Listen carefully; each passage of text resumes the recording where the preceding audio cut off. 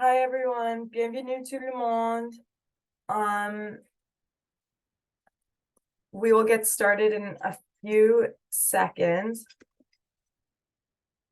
As participants join, please feel free to introduce yourself to your colleagues in the chat. Merci de vous présenter dans le chat. We also ask that you please remain on mute during the presentation. And send a message to me in the chat box if you're having any technical difficulties. It's important to note that this meeting will be taking place in both French and English. Some of our presenters will be presenting in French and others will be presenting in English. So if you could take a moment to, if you're listening in English, move into the English interpretation channel. You can do that by clicking the globe icon at the bottom of your screen and moving into the English channel. And en français, cette réunion est en français et en anglais.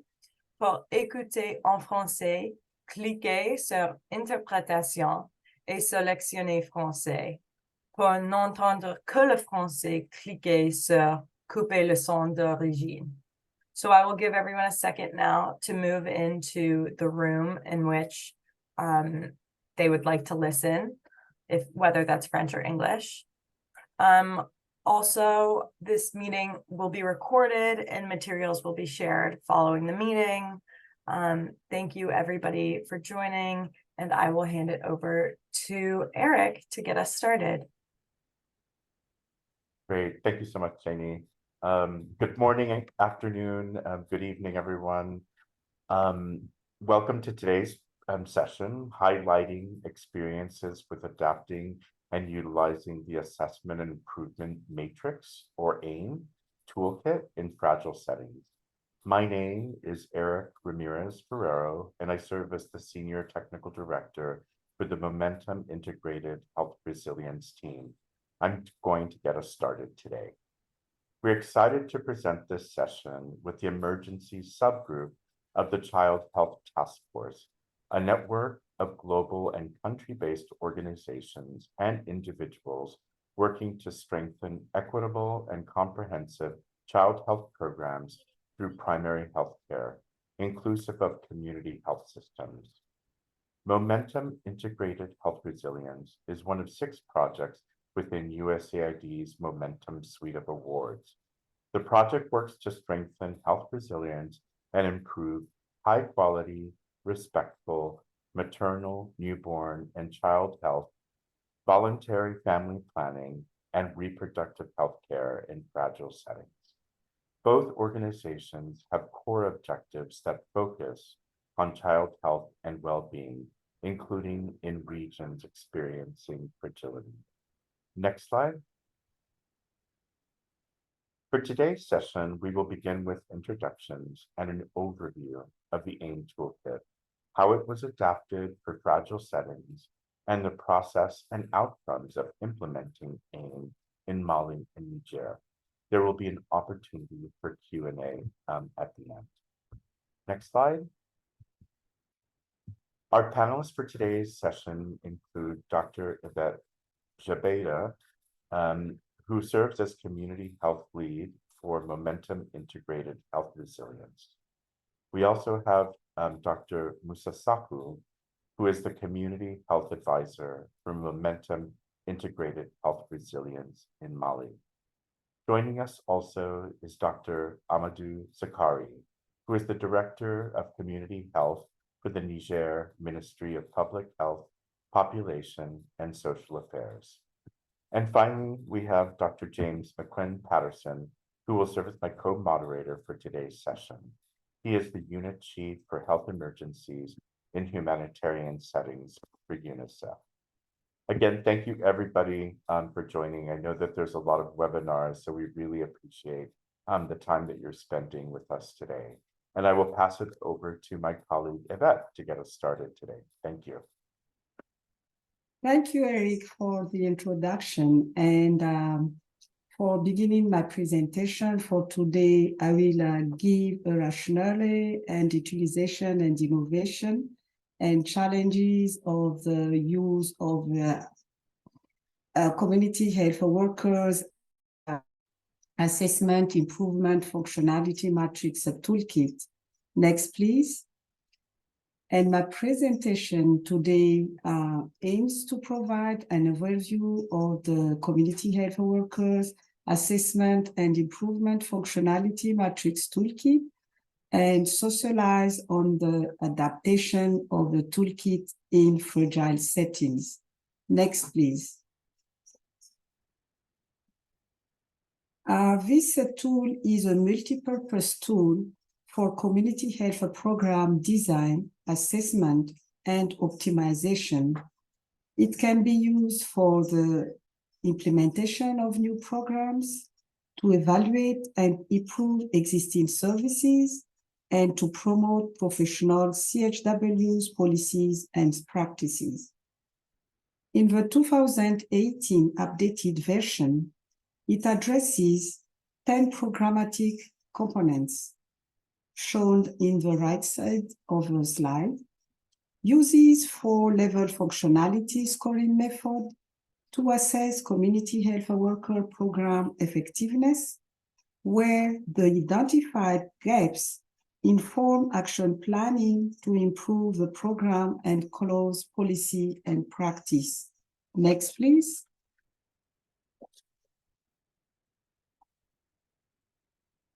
The toolkit is not new itself and was developed for the first time in 2011 by the US Agency for International Development flagship Healthcare Improvement Project for organizations to assess community health program functionality and to improve program performance. And as evidence of community health workers' effectiveness has evolved over time, in 2018, UNICEF, the Community Health Impact Coalition, and Initiative Inc. Undertook an update of the toolkit to incorporate new evidence on CHW program efficacy and effectiveness and the latest practitioners' expertise, and as well to improve its usability, reducing the original 15 to 10 programmatic components. And the tool intends to complement the 2018 WHO guideline on health policy and system support to optimize community health program. In 2020, USAID included the tool in its flagship Community Health Worker Resources package, and 1 year later, with UNICEF, they recommended the use for institutionalizing the community health. And in 2022, Momentum Integrated Health Resilience initiated the use in fragile settings. Next, please. Why fragile settings? The countries such as Mali, Niger, Burkina Faso, Sudan, and the Democratic Republic of Congo have a national community health strategy in place and operationalized. But in the meantime, the government expressed their interest in improving the primary health care and the CHW program towards the reach of universal health coverage. MIHR also is present to support the country community health system strengthening, and the community health workers are trained and provide at least integrate community case management services for children under 5. Next, please.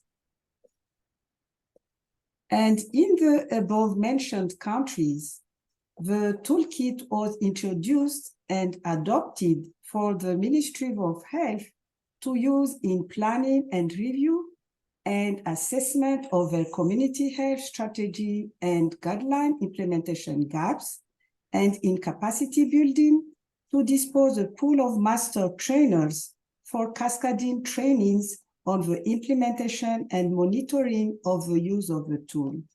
Next, please.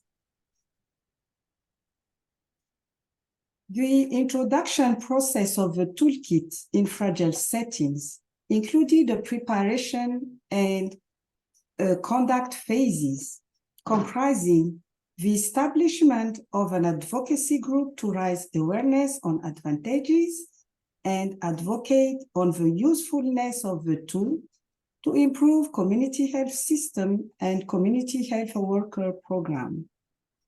The inventory and analysis of existing national policy and or strategy documents and guidelines that support the community health system and community health workers if inadequacy and compliance with the WHO recommendations, and to understand their priorities and integration into national health system. And also the orientation of stakeholders on the use of the toolkit to guide a tailored adaptation of the tool to the country context. Next, please. In terms of innovation, Momentum Integrated Health Resilience is designed to build resilience at individuals, households, community systems, for the continuity of maternal, newborn, child health, voluntary family planning, reproductive health and nutrition services before, during, and after shocks. And based on evidence of recurring and potential risks and shocks affecting these settings, including community health workers, Momentum Integrated Health Resilience explore needs and response with country stakeholders by developing additional components on personal safety and resilience for CHWs and on risk communication and community engagement that can be applied to cope crises. Next, please.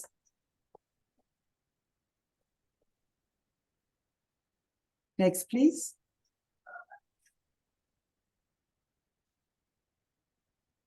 I think that you can go back first for the challenges. The challenges encountered during the implementation process constitute on the following. The process is time-consuming, especially for an iterative advocacy phase along the process. Also, it is difficult to approach MOH decision makers at national when you do not have a constant presence in place,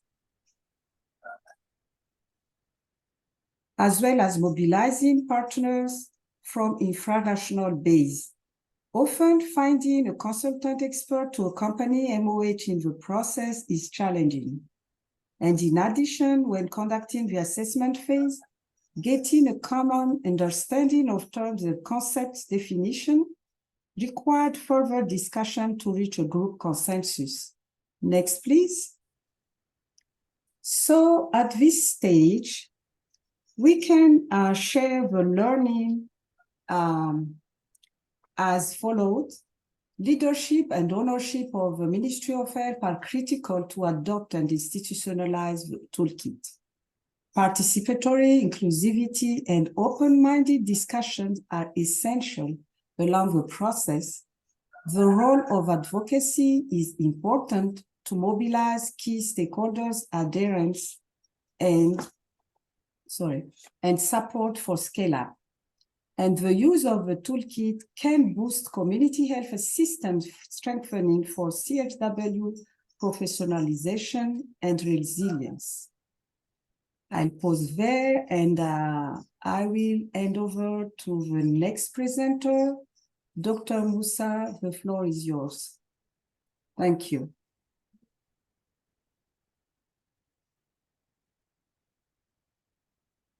Merci beaucoup, Yvette. Donc, moi, j'ai la charge de vous présenter l'expérience d'implémentation de l'outil d'évaluation et d'amélioration de la performance des agents de santé communautaire au Mali. Diapositive, s'il vous plaît.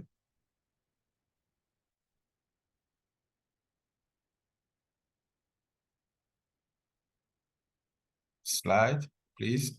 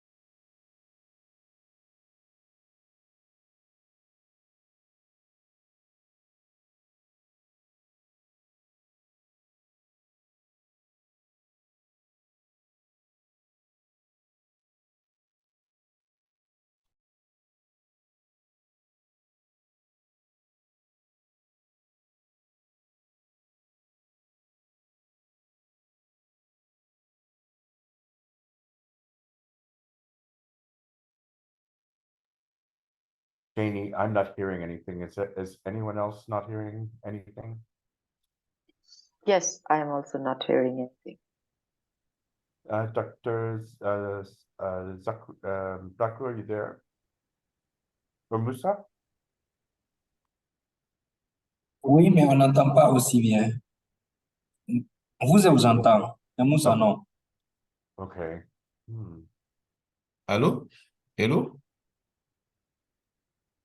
Musa, try without your camera. Ah oui, No, madame. no worries to use your camera. J'avais eu un problème de connexion. Je peux continuer? Oui, merci. Ok, donc, comme vous le savez, la population du Mali en 2023 est de 22 395 000 habitants. Donc, c'est les données du dernier recensement général de la population. Donc, nous avons 75 districts sanitaires avec 1609 centres de santé communautaires. Au Mali, le système de santé est basé sur la santé communautaire et ces centres de santé communautaire sont gérés par des associations de santé communautaire. Et en 2023, nous avons 3780 agents de santé communautaire qui couvrent une population de 35%. Donc, les agents de santé communautaire ont leur stratégie, leur utilisation comme agents assurant la prévention, la promotion et également l'admission des soins a commencé au Mali en 2011. Et en 2022, les agents de santé communautaire ont été intégrés dans le système de santé du Mali. Diapo, s'il vous plaît. Donc, en regardant ces données de mortalité des enfants de 0 à 5 ans, nous constatons que depuis que nous avons commencé à utiliser les AEC pour faire des soins pour faire les soins, la promotion et la prévention de la santé dans les villages, le taux de mortalité des enfants a considérablement diminué. En regardant de 1987 jusqu'en 2012, le taux de mortalité des enfants a considérablement diminué. Maintenant, après 2012, il y a eu une légère augmentation. Ça c'est dû au fait qu'à partir de 2012, le Mali a été plongé dans une crise sécuritaire et humanitaire. Donc, c'est ça qui a un peu changé les indicateurs. Mais depuis que nous avons commencé à utiliser les agents de santé communautaire, il y a eu vraiment une amélioration des indicateurs sur les décès infantiles. Diapositive, s'il vous plaît.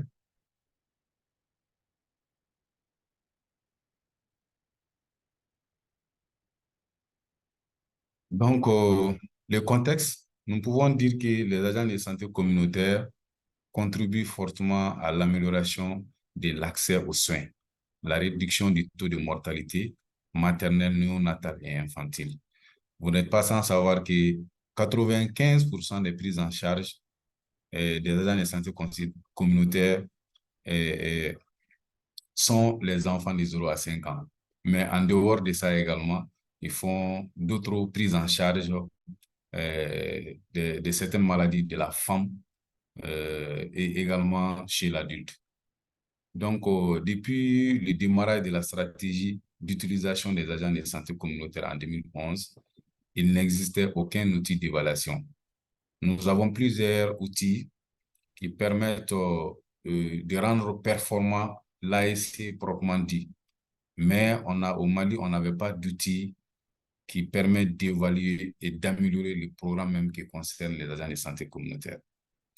Maintenant, le ministère de la Santé, en collaboration avec Momentum pour la résilience sanitaire intégrée, s'est approprié de l'outil d'évaluation et d'amélioration de la performance des agents de santé communautaire en adaptant au contexte malien. Comme nous avons eu l'outil avec ses 12 composantes, mais maintenant on a organisé un atelier pour adapter les 12 composantes de l'outil aux réalités du Mali. Donc, et l'outil a été validé le 26 juin 2023 sous la présidence d'un conseil technique du ministère de la Santé. Il y a un aspect ici qui est très, très important parce que nous avons eu la chance que la Direction générale de la santé s'est directement s'en approprier de cet outil. Le processus a commencé au mois de mai et au mois de juin déjà, environ 45 jours, l'outil était techniquement déjà validé. Donc, on ne pouvait pas avoir ces résultats tant qu'on n'a pas, eu l'appropriation de la Direction générale de la santé. Slide, s'il vous plaît.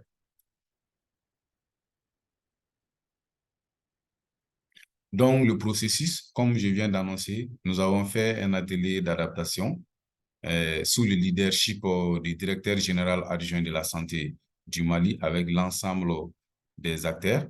Mais avant cela, nous avons fait un webinaire avec la Direction générale de la santé, donc qui s'est directement s'en approprier. Ensuite, à travers la Direction générale de la santé, nous avons organisé un atelier d'adaptation. Cet atelier d'adaptation également était sous le leadership du directeur général adjoint de la santé. Ensuite, nous sommes partis sur le terrain à Gao et à Tombouctou, qui sont les zones d'intervention de MIHR au Mali, où nous avons adapté et également testé l'outil. Ensuite, le 26 juin 2023, l'outil a été validé techniquement par le conseiller technique, un conseiller technique du ministère de la Santé, en présence des principaux acteurs impliqués dans la santé communautaire sous le leadership de la Direction générale de la santé à travers la sous-direction des établissements sanitaires et des réglementations. Slide, s'il vous plaît.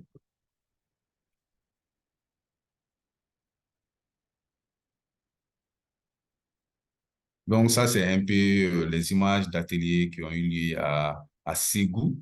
Et l'atelier d'adaptation a eu lieu à Ségou. Et également, on a fait les tests et l'orientation des outils et des acteurs au niveau des régions à Tombouctou et à Gao. Slide, s'il vous plaît.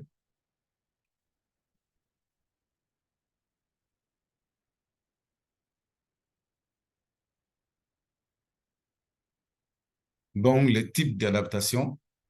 Donc, il faut reconnaître que on a eu un outil brut, donc il fallait adapter au contexte. Donc, il fallait avoir la compréhension commune des différentes définitions et l'ajustement, la traduction anglais-français souvent déforme le sens du sujet et faire une revue de l'alignement de la stratégie SEC aux recommandations de l'OMS parce que le Mali a une stratégie nationale des soins de santé, des soins essentiels dans la communauté 2021-2025. Donc, également prendre en compte les considérations des pratiques opérationnelles pour redéfinir les critères et d'identification également des différents lacunes élaborés. Slide, s'il vous plaît. Donc, les facteurs favorisants, qu'est-ce qui a fait que au bout d'un mois, on a pu terminer le processus? C'est qu'il y a une bonne connaissance de l'outil par les cadres de la DGS. Tout d'abord, depuis la validation du plan de travail 2020, de l'an 3 du projet, quand nous avons été présenté le plan de travail du projet à la direction générale de la santé avec le directeur général et son équipe. Il y avait déjà une appropriation. Donc, à tous les niveaux, la direction générale de la santé était impliquée, était le leadership. Donc, il y a eu la responsabilisation des cadres de la direction générale de la santé au processus de mise en œuvre. Ensuite, l'importance de l'outil dans la mise en œuvre des soins essentiels dans la communauté. Parce qu'en matière de santé communautaire, le Mali est très, très avancé. Nous avons un plan stratégique qui est élaboré chaque année. Nous avons des directives. Seulement, nous avons également beaucoup d'autres outils, comme je l'ai dit, qui permettent d'améliorer les compétences et les connaissances de l'ASC proprement dit. Mais on n'avait pas vraiment un outil qui permet d'améliorer le programme des agents de santé. Et comme je l'ai dit, c'est le seul outil d'évaluation et d'amélioration de la performance du programme qui concerne les agents de santé communautaire. Et nous avons eu une très bonne appropriation de l'outil par la Direction générale de la santé. Depuis le début du processus, c'est eux qui ont tout organisé. C'est la raison pour laquelle nous avons pu boucler le processus d'implémentation de l'outil AME au Mali au bout de 45 jours. En photo, ça, c'était l'atelier de validation de l'outil dans un hôtel à Bamako. Slide, s'il vous plaît. Donc, ça, c'est un peu le résultat. Nous avons commencé le processus au mois de mai, comme je l'ai dit. Mais là où nous sommes aujourd'hui, nous sommes au mois d'octobre, l'outil est déjà disséminé partout au Mali. Partout où il y a le programme des agents de santé communautaire, l'outil a été déjà disséminé par la Direction générale de la santé. L'outil a été disséminé au niveau des services centraux du ministère de la Santé à travers la DGS et également dans toutes les directions régionales de la santé du Mali et dans tous les districts sanitaires également du Mali. Donc, ça, c'est un peu la répartition de l'outil d'évaluation et d'amélioration de la performance des ASC au Mali. Slide, s'il vous plaît.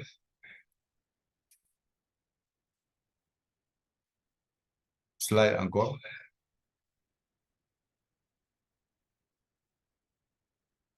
Donc, en conclusion, nous pouvons dire que les résultats présentés montrent que des efforts ont été fournis et l'implication de l'ensemble des acteurs est à différents niveaux, d'où l'importance de l'outil d'évaluation et d'amélioration du programme des agents de santé communautaire dans le système de soins de santé au Mali. Donc, nous devrons donc par conséquent consolider cet acquis afin de renforcer le programme des agents de santé communautaire dans le but de réduire la mortalité infantile au niveau communautaire. Donc, le dernier mot, j'allais juste dire que l'outil a vraiment permis de déceler les insuffisances du programme qui concerne les agents de santé communautaire. Et ça nous a permis également d'élaborer un plan d'action pour améliorer ces insuffisances à tous les niveaux, que ce soit au niveau opérationnel, même au niveau également central. Donc, je vous remercie et je donne la parole à Dr Amadou Zakari, qui est le directeur de la santé communautaire au Niger. Dr Amadou, vous avez la parole.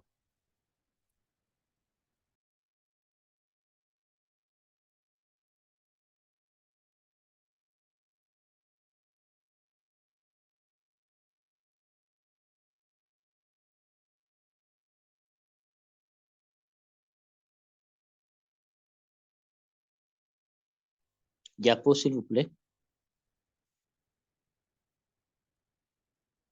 Voilà, je disais, le Niger, c'est un pays qui est très vaste, environ 1 267 000 km², 8 régions sanitaires et 72 districts sanitaires, c'est énorme, avec une couverture sanitaire de 54% en fin 2022, ce qui veut dire que près de 46% des Nigériens doivent marcher à plus de 5 km pour joindre une formation sanitaire qui offre des soins. C'est pour cela que le Niger s'est lancé dans le déploiement des plans stratégiques de la santé communautaire à travers les relais communautaires dans les villages, les quartiers.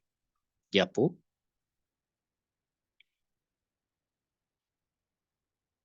Diapo, s'il vous plaît. Alors, comme je le disais, il y avait une faible couverture sanitaire et alors il fallait penser à des stratégies comme le déploiement des relais communautaires pour pouvoir offrir les soins, en tout cas aux communautés les plus reculées et les plus vulnérables, notamment les enfants de moins de 5 ans, les femmes également. Là, vous avez un tableau qui vous montre en 2019 et 2020 la part contributive des soins assurés par les relais communautaires pour l'ensemble des enfants au Niger. À rappel, l'outil, nous l'avons déjà implémenté en 2021, au moment où nous faisions l'évaluation d'implémentation de notre premier plan stratégique national santé communautaire 2019-2023. Et c'est ce qui a permis qu'en 2022-2023, lorsque nous avons intégré l'outil avec l'appui de l'USAID MIR, ça nous a permis en tout cas beaucoup de conscientiser les acteurs par rapport à la plus-value, à la valeur ajoutée de cet outil-là. Diapo.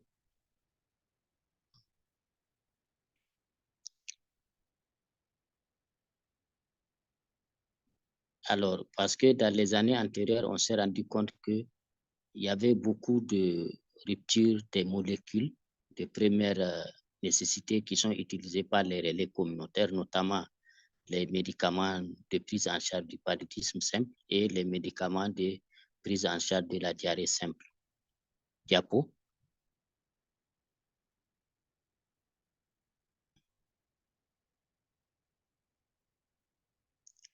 Alors, je disais en 2023, avec l'appui de MIR, lorsque nous avons introduit l'outil, et nous l'avons d'abord fait une mise à jour, tenant compte en tout cas des nouvelles composantes qui ont été ajoutées et aussi tenant compte des besoins du pays qui est d'aller vers la couverture santé universelle.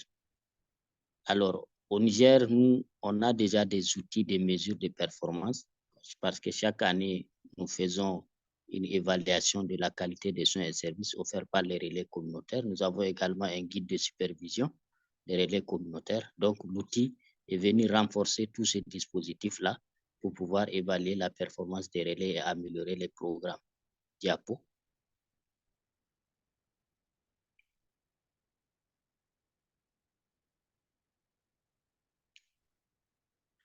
Je disais tantôt que nous avons des politiques. Par exemple, nous avons la politique nationale de santé du pays qui couvre la période 2016-2030, assortie d'un plan stratégique de développement sanitaire et social qui couvre la période 2022-2026.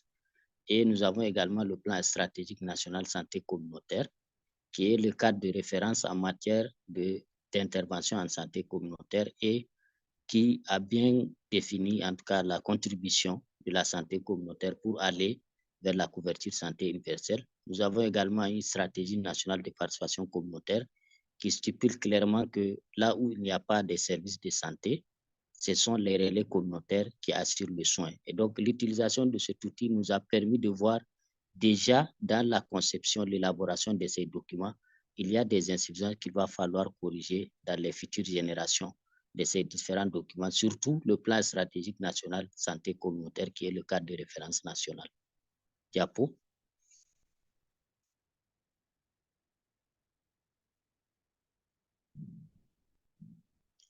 Alors, pour faire l'introduction de l'outil, nous avons eu des rencontres avec les équipes du ministère de la Santé, les directions concernées par la mise en œuvre des interventions en santé communautaire.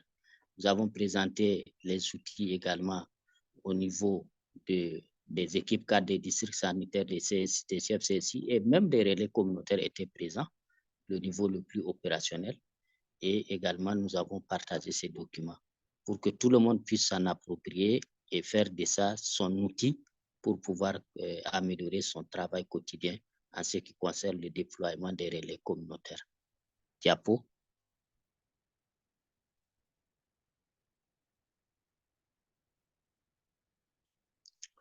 Alors, nous avons eu un premier atelier d'orientation de toutes les parties prenantes. Les responsables qui s'occupent des questions de santé communautaire au niveau des régions étaient invités. Les partenaires techniques et financiers également étaient invités. Et vraiment, nous remercions c'est l'occasion de dire merci à tous les partenaires techniques et financiers qui ont vraiment voulu accompagner ce processus et les districts sanitaires également étaient invités. Après, nous sommes rentrés en profondeur pour aller district par district au niveau de Tibiri, dans la région de Dosso, sanitaire de Dosso, et au niveau de Tawa, dans la région sanitaire de Tawa. Et après, nous avons eu également des rencontres avec le consultant, la direction santé communautaire. Et également, il y a eu l'atelier national de validation qui s'est tenu dans le chef-lieu des régions sanitaires de Tawa. C'est environ 500 km au nord de Niamey. Voilà, c'est là-bas qu'il y a eu l'atelier national avec la présence de tous les responsables santé communautaire des différentes 8 régions sanitaires du pays, des structures du niveau central, des partenaires techniques et financiers. Diapo.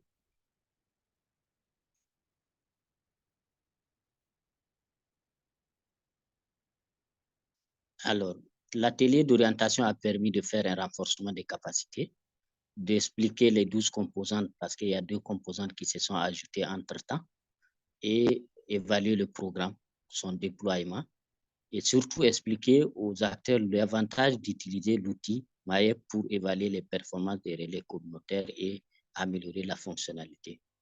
Diapo.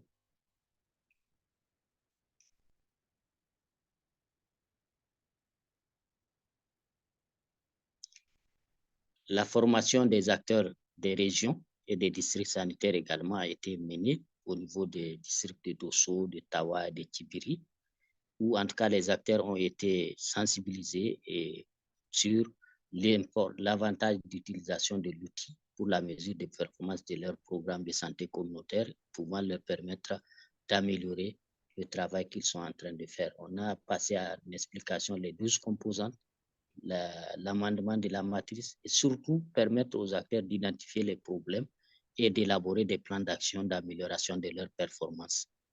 Diapo.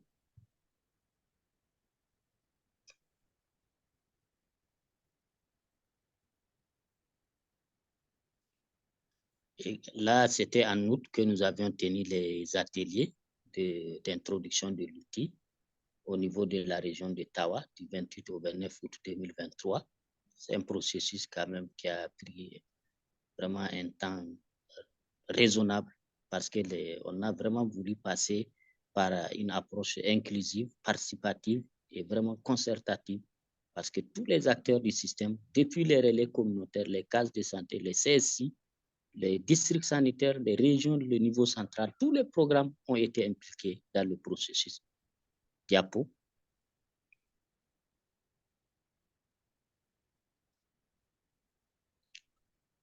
La validation nationale, je vous disais, c'est l'image ici, ça a eu lieu dans un chef-lieu de région, environ 500 km de Niamey, au nord, et dans la région de Tawa. Et l'occasion a été également, en plus des districts sanitaires d'intervention de MIR, des régions d'intervention de MIR, Tawa, Dosso, nous avons invité toutes les 6 autres régions à travers leurs responsables de santé communautaire pour qu'ils s'approprient l'outil et qu'ils puissent l'implémenter. Il ne faut pas seulement attendre toujours qu'il y ait un partenaire qui va venir. C'est un outil qui est à leur disposition. Ils peuvent l'implémenter et puis tirer les leçons et pouvoir élaborer le programme futur en matière de déploiement des relais communautaires.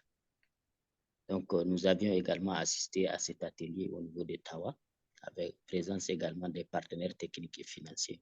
Diapo.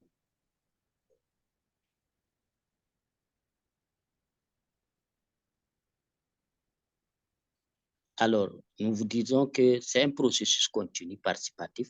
Il a débuté par l'inclusivité, la continuité, la participation de tous, et il doit être continu de la même façon, à tirer des leçons. En tout cas, c'est un outil extrêmement important à tous les niveaux, niveau périphérique, niveau intermédiaire, niveau central. Quand on l'implémente, ça permet en tout cas aux acteurs de voir eux-mêmes qu'est-ce qu'ils sont en train de faire. Est-ce qu'ils sont en train de respecter les normes? Parce qu'au Niger, nous avons un programme intégré de formation des relais communautaires, un seul module pour la formation des relais communautaires, un paquet promotionnel préventif et un paquet complet, y compris le curatif. Nous avons des supports de communication intégrés pour les relais communautaires. Nous avons un guide national de mise en œuvre des interventions en santé communautaire avec les critères de choix des relais. Pour ça, là, les villages qu'il faut choisir, les niveaux attendus, un plan stratégique. Alors, l'outil permet de mesurer, en tout cas, le respect de ces normes et surtout d'élaborer des actions futures pour pouvoir améliorer la mise en œuvre des interventions en santé communautaire. Diapo. Alors, je donne la parole au présentateur suivant ou à la présentatrice suivante. Merci beaucoup. Merci en tout cas à l'USAID MIR. Merci à tous les partenaires qui accompagnent ce processus. Nous en avons besoin au Niger, en tout cas, de cet accompagnement. Merci beaucoup.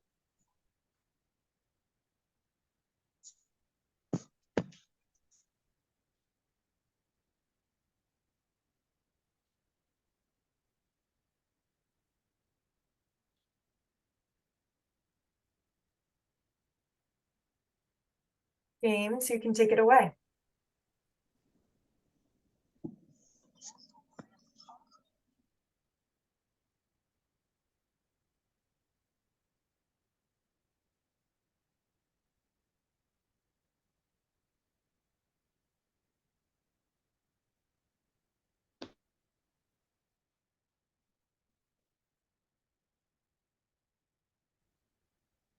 I don't think we can hear James unless, No, I don't think we can either. Maybe he's having issues with his mic. In that case, Nika, do you wanna start leading the Q&A? sure, I'm happy to jump in. I see one question in the chat right now that can go to our panelists. So Etad asked, what were the key gaps identified by the AIM tool after the assessment? And what has changed or improved with regards to community health worker work in Mali after implementation of actions agreed upon by the stakeholders in the action plan? So maybe we should go to, let's see, Musa, if you want to go first to answer this question. Hello.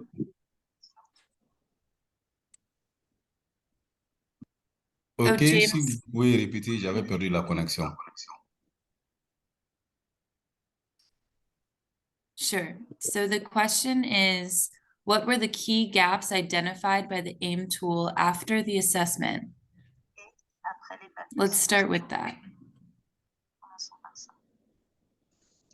Ok, merci beaucoup. Donc, je vais vous citer quelques lacunes identifiées.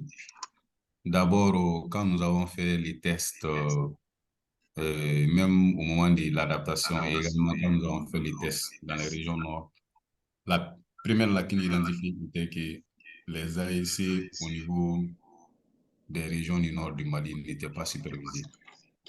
Et sur le plan national, il y a des supervisions qui se font au niveau opérationnel, mais le niveau central fait rarement les supervisions au niveau des sites AEC. Ça, c'est la première lacune que nous avons identifiée. La seconde était également que certains AEC étaient utilisés alors qu'ils ne sont pas formés. Ils ne sont pas formés. La formation, il manque, qui est la troisième composante même de l'outil. Ensuite, par rapport au rôle et recrutement, certains agents de santé communautaire également n'étaient pas issus de la communauté où ils habitent. Donc, avec l'insécurité et beaucoup d'autres choses au Mali, c'est contraignant, ça peut être souvent difficile, ça peut rendre difficile également leur travail. Nous avons constaté aussi, et qu'on a corrigé automatiquement, c'est que les AEC, les agents de santé communautaire de Tombouctou, leur site AEC n'était pas paramétré dans le système national de collecte de données au Mali. Ça veut dire que ces AEC qui étaient à Tombouctou, la prise en charge qu'ils faisaient sur les enfants de 0 à 5 ans n'étaient pas prises en compte dans les données nationales. Ensuite, nous avons également identifié qu'il n'y a pas un plan de carrière pour les AIC au Mali. C'est-à-dire, quand on est recruté AIC, même si vous avez le niveau, vous resterez AIC. Et ça, c'est quelque chose qu'on a identifié, que la Direction générale de la santé a pris note.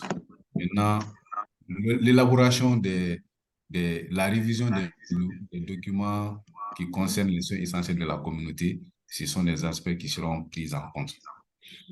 Et pour ne pas tout citer, comment dire, un dernier point, c'est que dans le cadre des équipements et médicaments, chez nous au Mali, la prise en charge des enfants de 0 à 5 ans pour certaines maladies sont gratuites, telles que la malnutrition, telles que la diarrhée, telles que le paludisme. Donc, nous avons constaté également que dans les régions du Nord, ces médicaments de gratuité-là également n'arrivent pas jusqu'au niveau des sites AEC. Donc, ça veut dire que les AEC ont des problèmes souvent d'approvisionnement en médicaments. Donc, l'outil nous a permis d'avoir, bien de constater toutes ces insuffisances dans les systèmes. Donc, en grosso modo, je vais m'arrêter. S'il y a d'autres questions, on va répondre. Merci. Thank you, Musa. James, are you back with us?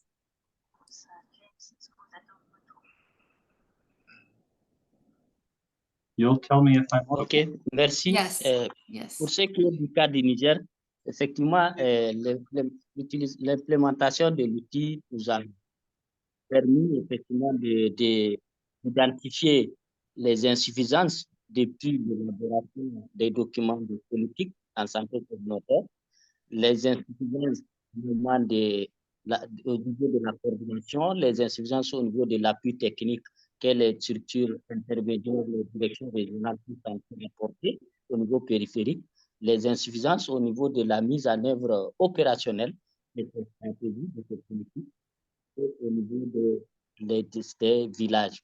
Alors, ça nous a permis de découvrir qu'il y a les critères de choix des relais communautaires qui les supervisions ne sont pas tout à fait régulières et les approvisionnements en médicaments aussi connaissent souvent quelques également au niveau. Mais en tout cas, depuis qu'on a commencé à faire venir les acteurs pour partager avec eux et surtout à aller sur le terrain, il y a eu un regain dans la régularité de l'approvisionnement en médicaments. Et surtout, on a des groupes WhatsApp de partage d'informations au plan national en matière de digitalisation. Et avec l'utilisation de l'outil AIM, ça nous a même permis de convaincre d'autres partenaires pour aller vers la digitalisation de la santé communautaire qui permet d'améliorer et la qualité des soins à travers le protocole de prise en charge qui est configuré dans la plateforme, à améliorer la qualité de la gestion des intrants, à améliorer la qualité des données qui sont générées systématiquement. Et également, ça nous a permis en fait, d'améliorer nous-mêmes au niveau central notre façon de suivre et d'évaluer et de coordonner ces systèmes. Depuis qu'on a utilisé cet outil-là, nous avons renforcé les réunions de coordination au niveau de la direction centrale, l'analyse des données, la collecte des informations avec les points focaux régionaux, on a renforcé les liens. Et cet outil, nous, l'implémentation nous est très utile parce que je vous disais tantôt, nous l'avons utilisé au moment où nous avons implémenté le plan stratégique de la santé communautaire. Et dans la dernière année également, nous avons pu l'implémenter. Donc, ça nous permet d'avoir une compréhension de ce qui a été fait, ce qui a été bien fait, ce qui reste à faire bien, ce qu'il faut ajouter. Et nous sommes déjà dans le processus d'élaboration, d'évaluation et d'élaboration de la seconde génération du plan stratégique national santé communautaire. Les résultats que nous avons eu avec les acteurs l'implémentation des outils sur le terrain, nous serons extrêmement utiles pour la seconde génération du plan stratégique national santé communautaire. Il y avait quelqu'un qui a posé une question pour savoir est-ce que les pouvoirs publics accompagnent. Oui, au Niger, nous avons les États bien engagés dans le développement de la santé communautaire, à l'image des cinquantaines d'États membres de l'Union européenne qui se sont engagés. Les chefs d'État se sont engagés en 2018 à Addis Abeba pour réaliser plus de 2 millions de relais communautaires dans les États membres de l'Afrique. Et je disais tantôt, pour le Niger, nous sommes engagés à opérationnaliser 35 620 relais communautaires. Et aujourd'hui, nous sommes au plus de 25 000 relais communautaires. Et avec 3 ans, nous pouvons, en tout cas d'ici 2030, qui est l'échéance pour rendre compte à la pensons que le Niger sera au rendez-vous, malgré quelques difficultés depuis les événements que vous connaissez du 26 juillet 2023 au Niger, avec certains bailleurs, on a quelques soucis. Bon, mais c'est des choses ponctuelles, ça va s'arranger. Nous faisons le plaidoyer que les bailleurs, les partenaires fassent la différence entre les jeux des politiciens politiques et les intérêts des communautés qui n'ont en tout cas rien à faire avec ces genres de pratiques. Voilà. L'essentiel, c'est que les communautés vulnérables soient vraiment accompagnées pour pouvoir améliorer leur équilibre. Je pense que les bailleurs feront la différence, la nuance entre politique, politicien et accompagnement des communautés vulnérables.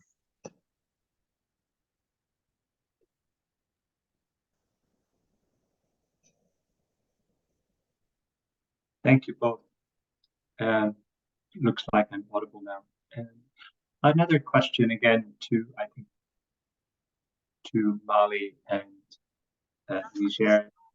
There was a question about what is the engagement with community health workers in this process, and perhaps community members more widely. There was also an interest to know what is the position in your countries about motivation, compensation, perhaps, for community health workers to keep them motivated and engaged in the work that they do. Thank you.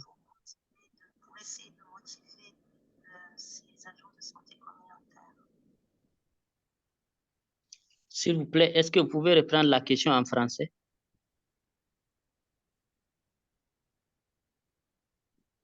En français.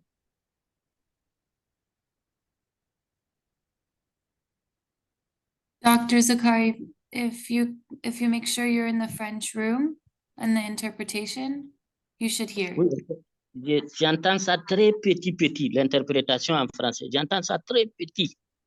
Vous m'entendez? Oui, je vous entends maintenant. Oui, mais je pense que c'est le micro de... Parce que je m'entends parler.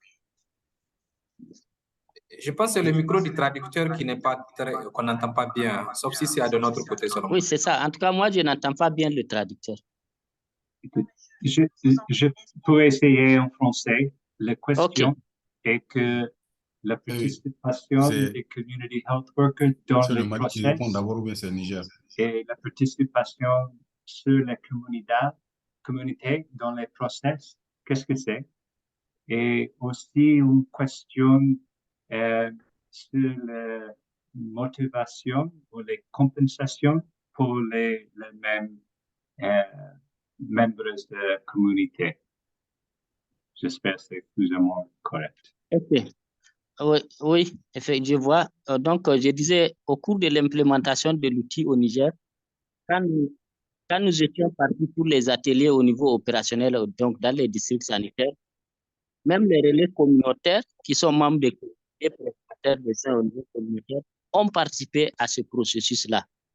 Et pour ce qui est de la motivation, il y a le gouvernement a pris un décret le 3 novembre 2022 qui a fixé la motivation à 20 000 francs CFA par mois, donc 15 000 francs CFA qui sont payés par les partenaires techniques et financiers et 5 000 francs CFA à payer par l'État. En tout cas, Dieu merci, juste pour le moment, les partenaires arrivent à s'acquitter de de leur contrepartie au profit des relais communautaires de 15 000 francs CFA par mois par relais communautaire. Mais pour l'État, dans le projet de budget 2024, nous avons pu inscrire au ministère de la Santé la contrepartie de l'État aussi qui doit être mobilisée pour payer les relais. Il y a également d'autres formes de motivation qui sont faites par les communautés. Et il y a aussi les motivations au cours des réunions de coordination des relais communautaires, au cours des sessions de formation. Voilà. Donc, on a également au Niger initié la journée nationale des relais communautaires où on peut venir environ 400 relais communautaires de 8 régions, des 72 districts sanitaires pour participer à cette journée. C'est-à-dire on prend par exemple 16 relais par région pour pouvoir s'exprimer et on fait en sorte que chaque district sanitaire ait des relais qui vont se présenter à cette journée pour représenter le district sanitaire. Nous avons environ 25 788 relais communautaires et on essaie de voir au moins 300 qui participent à la journée nationale de façon représentative. Et ça aussi, ça les motive parce que la première édition, ils nous ont vraiment manifesté leur connaissance. Ils ont dit qu'ils sont très contents. Ils ont compris qu'aujourd'hui, l'État sait qu'ils existent et que l'État connaît les efforts qu'ils sont en train de faire.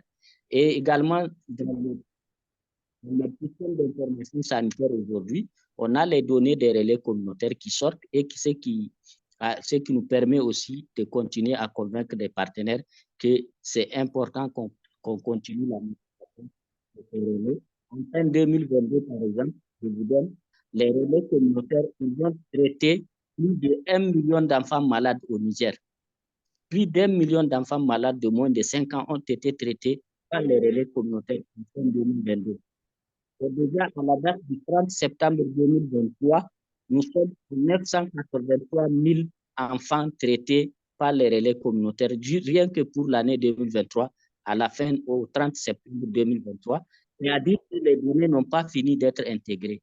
Voilà. Donc, pour vous donner une idée vraiment de ce que apportent ces relais communautaires en matière de santé au Niger.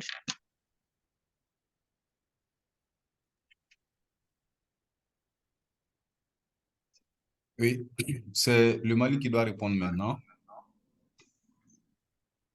Donc, dans la même lignée que le Niger, au Mali, les agents de santé communautaire, jusqu'au jour d'aujourd'hui, leur prise en charge est assurée par les partenaires techniques et financiers dans plusieurs régions. Mais au Mali aussi, il y a eu plusieurs initiatives qui sont en cours. Par exemple, il y a eu un décret qui est sorti en 2022 qui intègre les AIC dans le système de santé du Mali. Il y a eu des plaidoyers auprès de l'Assemblée nationale du Mali pour l'intégration des AIC dans le système officiel de santé au Mali. Ensuite, tous les AIC du Mali ont été immatriculés à travers la direction des ressources humaines. Et nous avons également il y a toujours des plaidoyers pour que officiellement, après le départ des partenaires ou la fin du financement des partenaires, que l'État ou les collectivités ou d'autres voies, d'autres moyens locaux puissent assurer la continuité de la prise en charge des agents de santé communautaire parce que leur implication ou leur rôle dans la réduction de la mortalité infantile, néonatale et maternelle n'est plus à démontrer. Et quand on regarde sur le plan national, il y a certaines initiatives que le gouvernement malien, à travers le ministère de la Santé, et comme également service exécutant la Direction générale de la santé, il y a ce qu'on appelle l'expérience de Djumateni, qui est une commune au Mali, dont les agents de santé communautaire, le salaire des agents de santé communautaire est assuré par la mairie. Donc ça, ce n'est pas un partenaire.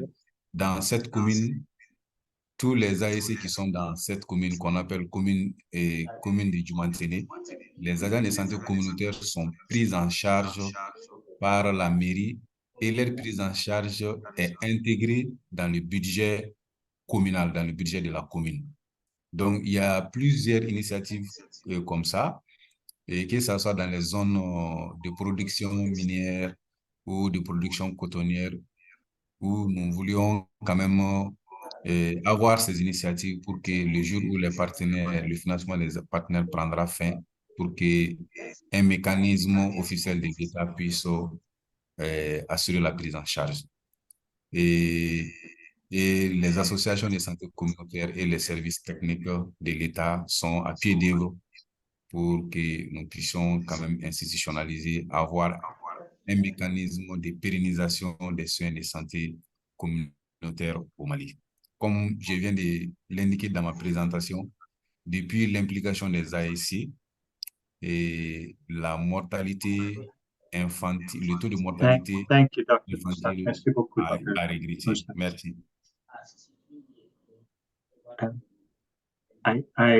It comes to me to apologize. We've run out of time. So apologies to those whose questions that we did not manage to get to. I'm sure with the surge in activity on community health, specifically the community health delivery partnership, there will be more opportunities to engage and really to learn from the excellent work in Mali, Niger, the Momentum Project, and so many others that are working in this space. Again, thank you very much to your questions, and thank you very much to the presenters. Over to Eric to close. Great, thanks, James. I know we're at time, so just to thank again all the participants and the panelists for your excellent responses. You know, it's our hope that today's session really provided some key insights to how the AIM tool can be operationalized in fragile settings and how its findings can be used to improve short, medium, and long-term health outcomes, particularly for children. So with that, thank you all for joining us.